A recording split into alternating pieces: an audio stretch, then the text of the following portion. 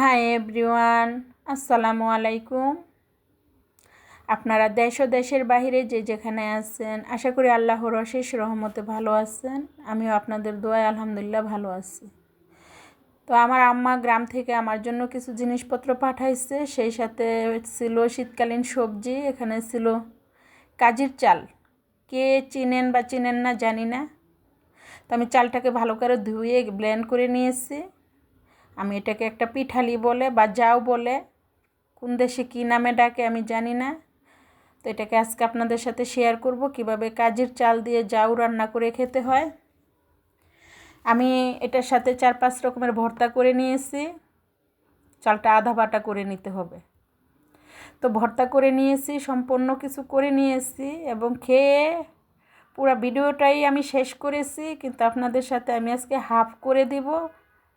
ভিডিওটা বড় হয়ে গিয়েছিল, এই জন্য আমি পুরো ভিডিওটা আপনাদের সামনে আনতে ওইভাবে সাহস পাই নাই। তো আমি লবণ দিয়ে ভালো করে মেখে এইভাবে কিছু মুঠো মুঠো করে পিঠা বানাই নিব।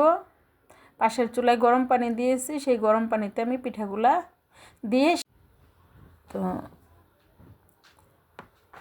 বাকি যে অর্ধেক থাকবে সেটা আমি কালকে দিব।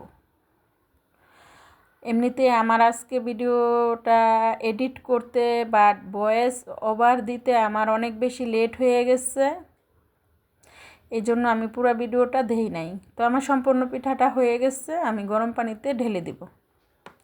অল্প অল্প করে দিয়ে আমি পিঠাটাকে সিদ্ধ করে নেব। সিদ্ধ করে পাশের যে আমার বাকি অংশ ছিল চাল বাটা, সেটাকে আমি পানিতে লবণ দিয়ে ঘন করে মেখে নেব। মেখে নিয়ে আমি ওই পিঠার মধ্যে ঢেলে দিব। তো একটু লবণ, স্বাদ মতো একটু লবণ দিয়ে দিলাম। এটা সত্যি খেতে ভালো লাগে। যাদের খেয়ে অভ্যাস নাই তারা খেতে পারবে না।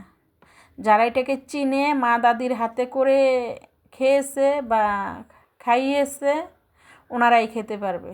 তো আমার পিঠাটা এইভাবে হয়ে যাচ্ছে আলহামদুলিল্লাহ। আমি ভিডিওটা আজকে এতটুকুই রাখবো, বাকি অংশ আমি আগামীকালকে বা অন্য কোনো একদিন দিব। আমার সম্পূর্ণ খাওয়া দাওয়া সহ ভর্তার রেসিপি সহ আমি বাকি অংশ পরে এক সময় দিয়ে দেব। তো আমি আজকে এখানেই রাখি। আপনারা সবাই ভালো থাকবেন, সুন্দর থাকবেন, সুস্থ থাকবেন। আল্লাহ হাফেজ।